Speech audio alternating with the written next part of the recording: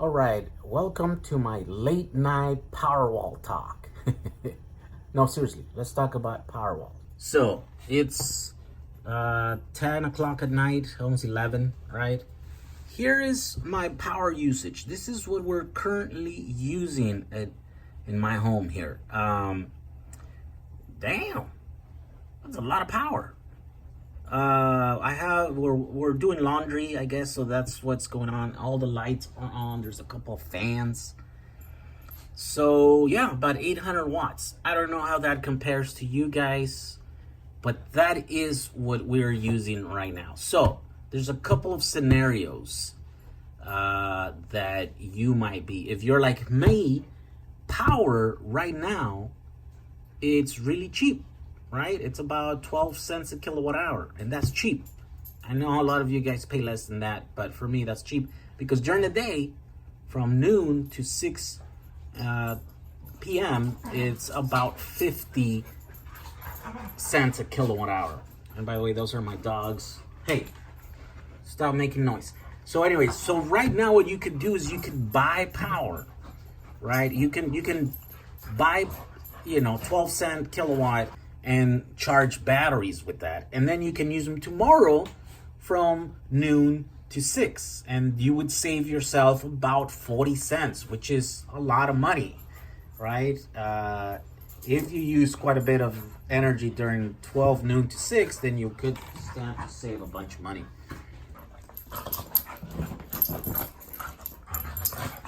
There's also another scenario where you might be one of these lucky bastards that just has a ton of solar power, right? You have a giant solar system and you sell the energy back to your grid, right? To your power provider.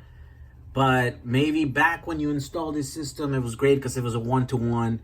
But then now things are changing or whatever. Now they're not giving you, they're buying it at a wholesale price and then they're selling it to you back at this time of the day, in the evenings, back for a retail price, right? So you're losing money because you're generating, a lot of power, a lot of kilowatt hours, and you're getting paid almost nothing, and then you have to buy them, right? So if that was the case, then right now, instead of charging batteries with this cheap power, then what you can be doing is you could be putting 1,000 watts back into the grid. Would mean that your net, your energy, you're net zero or whatever, right? So you're not pulling any energy, and so you're using the free solar energy that you gather during the day and you charge your batteries, and you would be putting it in there. So both of those things are possible with a PowerWall, and I just happen to finish my first, the half PowerWall prototype, right? Let me show it to you, guys. Get out of the way. So here we go. This is almost exactly the same size as a real Tesla PowerWall 2, right? It's like 30 by 42. I think Tesla's is 30 by 45, so you got a couple of inches in here higher. But yeah, and there's this 14 or something like that, 15 kilowatt or whatever. This one, we're not going to be able to stuff so much power in here because of the 18650s, right? And theirs is like another inch or 2 inches, I think, thicker, deeper, and they have the 2160s, so that's why 2170s. So move it. So here we go. Let's look at the half the PowerWall, right? So I finished with this half. I'm gonna redo this one also this way. It's gonna be identical to this, right? And so right now I'm testing this guy. And if you haven't been paying attention, well, this is our state of charge meter that we're doing, right? I just recently made videos how to populate that and how to do it. Then here are our battery module stacks, right? These are PCBs. There is 55 battery modules, and then this one right here is our BMS module, and this is capable of like 50 amps continuous, right? Somewhere around 60 amps, I think, peak. And I have 2 of them. You don't need 2 of them, but I have 2 of them on this first version. Here we go. Then there's this stack, and then that stack is connected to this stack, and so it just continues. And then the ribbon cable, this is what connects all these modules in parallel, right? So all 7 groups of batteries are connected in parallels, and that switches over, jumps over to here, and then just continues, and then from here it jumps into this guy. And so this, you know, this state of charge here is being grabbed from the very last one right here, but it should be representative of the whole entire stack. All right, what else do we have here? This is a grid tie inverter, 1,000 watts. It runs from 20 volts to 45 volts. It's made to be used with solar panels, right? So they vary their voltage up and down. So using a 7S, you know, 29 volts top all the way down to about 21 volts. This will start around 800 watts and then it'll taper down to like 0. So this actually quits right around the time where these batteries are around 3.0 volts each. So it just kind of works perfect, this setup here, right? This quits right when that needs to quit, right? It just happens automatically. That's just how it's designed. Then right here, we have a 24 volt power supply. And this one right here is 1800 watts, or 1500 watts, 18 or 1500 watts, I don't remember. And then this guy right here is a CCV, so constant current, constant voltage battery charger, essentially. It's a boost inverter, right? So it'll take the 21. You can set this one down, and I set it to about 21 volts because that's when these are fully discharged. Then the 21 volts will still be around the same or a bit lower, and will let this guy do its boost conversion and then start charging these guys, right? And it'll do it at a rate of about 700 watts, right? So I did a lot of tests checking the temperatures and stuff on this guy and this guy. And even though this one's rated about 1800 watts, about 700 watts, it's where it runs happy. It runs not too hot, and it probably will last a long time, right? And so you can set the lower points, you can set the rate at which you want to charge, and I just fully opened it, and it does it about 700 watts. And then the cutoff voltage is set with this one, right? So you want to set it where you want it to cut off when it's, at the top, so that when it's fully charged, then it'll stop, right? So if this doesn't work, right? Like I set it so that it charges these cells to about 4.15, I think that's where it's set right now. But if for some reason this fails because it's, a cheap Chinese piece of equipment, then at least there's a secondary system that will disconnect the batteries once it sees any of these past like 4.4 volts or something, right? So it's kind of high, but this is, purely as emergency, system that will cut this, right? So even this thing, if it fails, it keeps charging and it keeps the voltage going up, then these will step in and will cut that. Of course, you will also have a visual representation of that happening. The last one here would light up around 4.3 volts. So if you see this last LED on, then you know that group is being overcharged. And I'm working on using one of these little things for the RCs that have an actual alarm. So it would let you know, you will receive an audible alarm that will let you know that one of the groups here is overcharged, or it needs this PowerWall needs attention. So that's the idea, right? Here, this is just a time-based relay, so you can trigger it and you can delay where you want to do the relay, right? And basically I use this because I needed something that was normally open, normally closed, and so what it lets me do is that when it's on, it'll power one thing, and when it's off, I'll power another one. So it's either discharging batteries or charging batteries, right?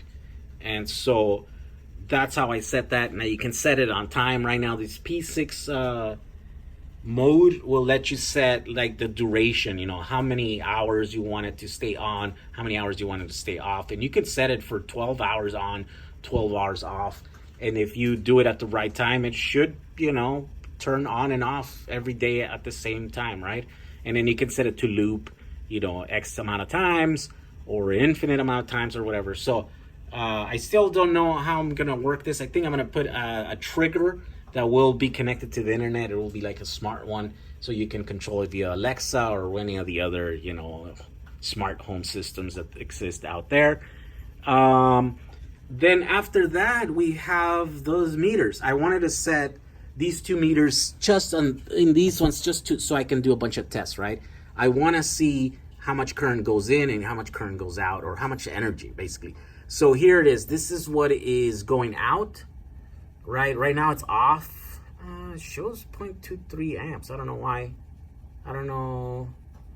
I got to look into that. But basically, I've had it on for a while, and so basically this should be like a 4 kilowatt PowerWall right now, or half PowerWall, and I've taken out 2 kilowatt, all right, 2020 watt hours, and we've dumped that into the grid. Well, not into the grid. It's really, we've used it up basically, because you were using more than whatever this produces. So, and I've only charged about 27 watt hours, so we haven't charged because I installed this thing when it was fully charged. This is my second cycle, and the first cycle I didn't test, but I do want to know what that is, and so that's what I'm doing right now. So let's start it up here, right? Okay, so we just turned on the inverter, and then this should start going, and you will see where it's at right now, like, right, see 71 watts. It's gonna taper up. This is all live, and this is low voltage, except for a few parts in here, like this stuff that I was almost touching. There's a couple of other ones over there, but yeah, so everything should be semi-safe in here. So there we go. So at half the voltage, does it say? I don't have where the voltage is at right now. I don't have a voltage meter here, but these cells should be around half, right? State of charge. So at that point, this one is just shy of like 400 watts. So yeah, it's about half power. So it starts around 800 watts, and then it tapers down, and right at half, it's around half.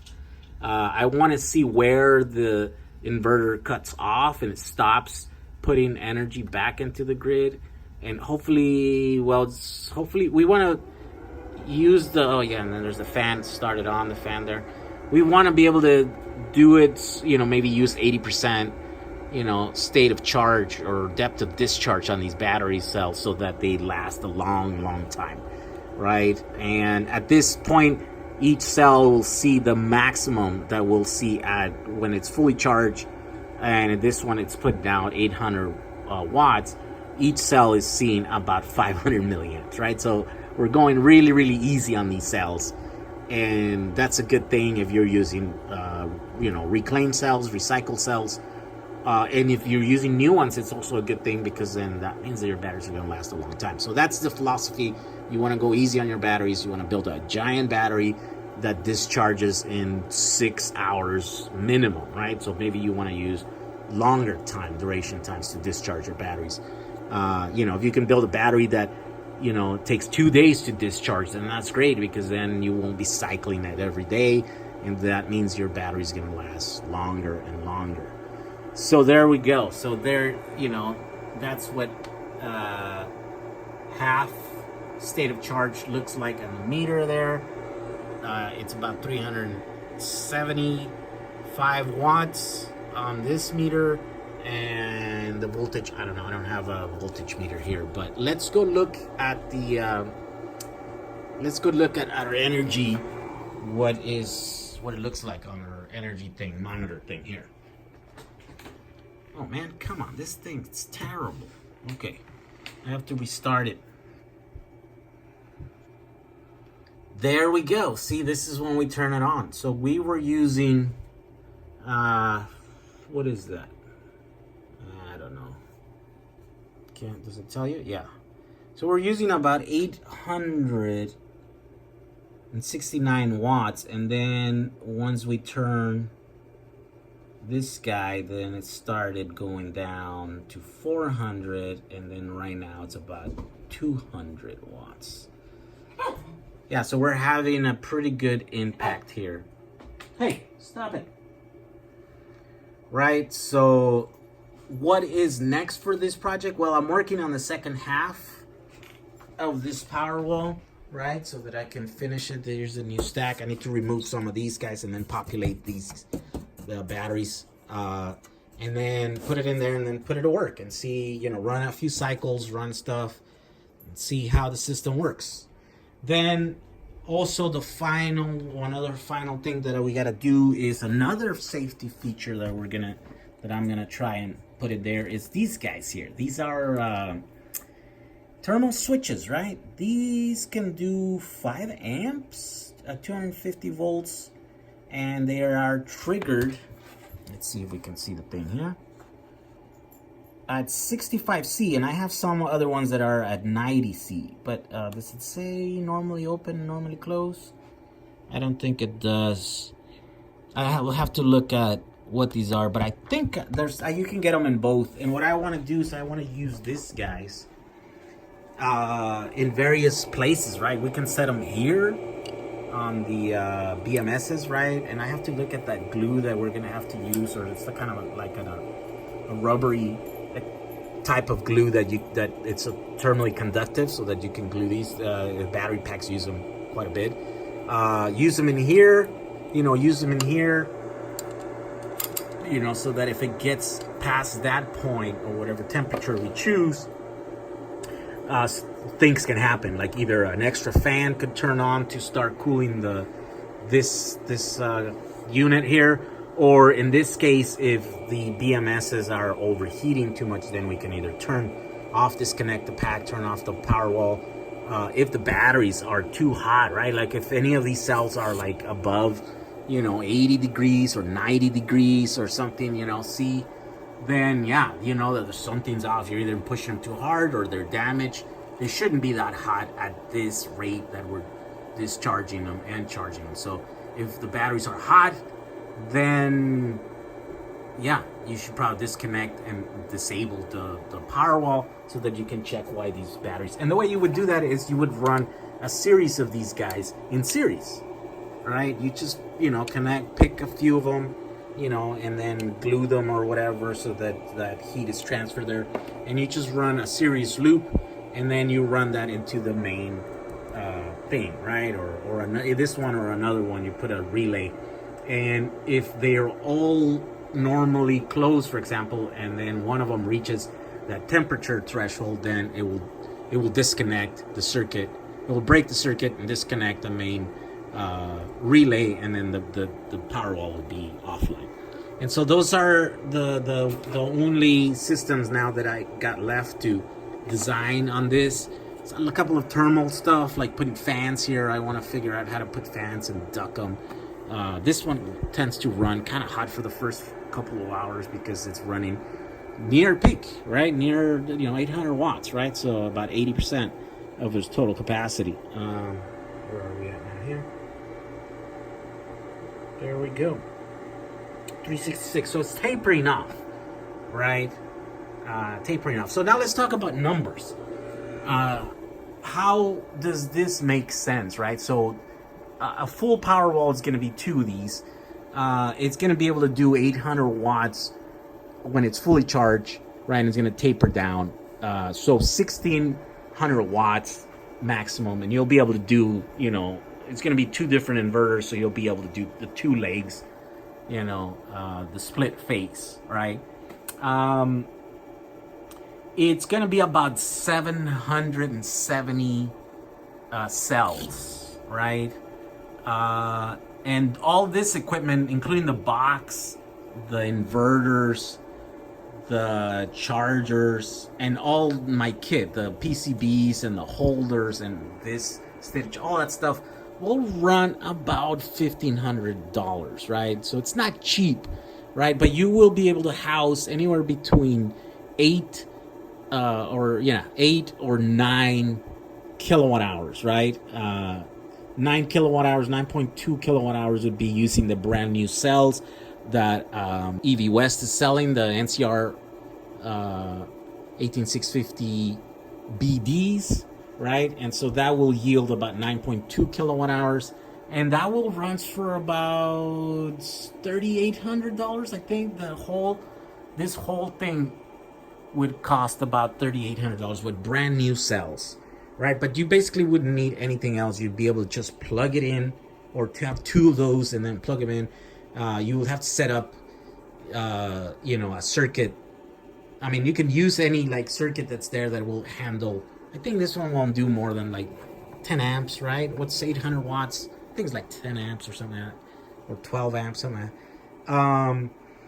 But if you were going to run both of these, then you would want to run a second circuit that is on a different leg, right? So it's on a split face, on a different, And so you would be able to just connect this, put one here, put another one where you find another. You could potentially install these on two different places in your home where you find outlets that are on different faces, and you could just connect it and that's it, and so you will be able to charge either at night when energy is cheap, and about 9.2 kilowatts, or about 9, I don't know how many usable it is. We're about to find out once we run a few cycles on this, and then either utilize that during the day when the power is really expensive, or you can capture any surplus solar power that you might have and then use it in the evening, like right now, right? To either do laundry, to watch TV, to whatever.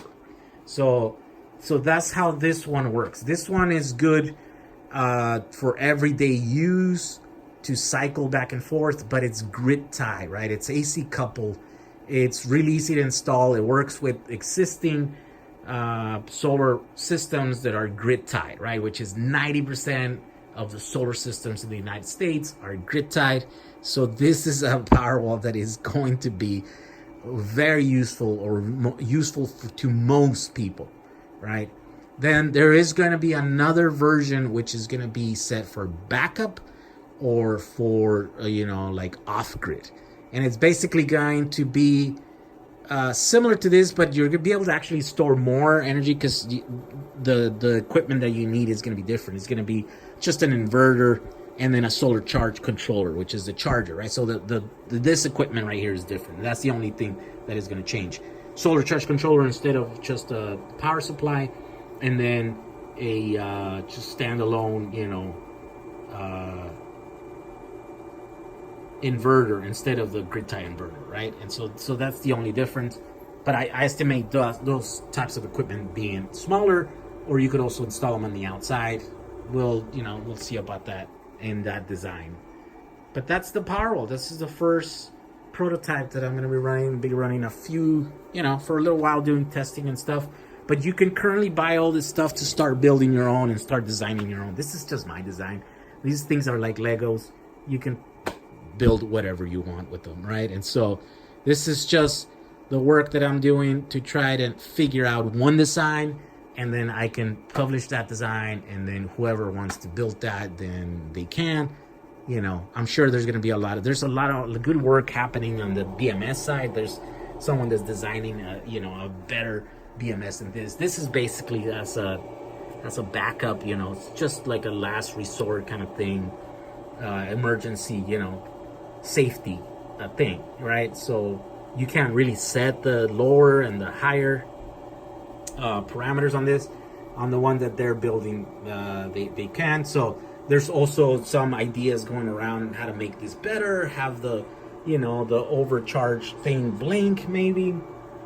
I'm thinking of maybe making these and flipping them over so they're this way and they're like a lot tighter. So maybe we need to move the ICs away from between those, so that I don't envision myself putting this in front of this. I envision it maybe putting it on the side, right? So that it fits over here. I am designing, and I'm having a quote done for a front cover that is one full sheet of steel, right? And it's kind of rounded here, so it's gonna look like a round, like a legit box that it's there, and it's gonna be nice and shiny, and it's gonna be powder coated and stuff, and so it's gonna fit to, you know, have the screw holes in there so that you can screw it all together and it, you know, put it on there. So yeah, I don't envision this over here unless I can figure out some cool way to visualize that in the front, but maybe on the side where you can like look in there and you can see 7 lines and then see that none of them are red, that they're all across the same, and just, you know, at a glance know that your PowerWall is good.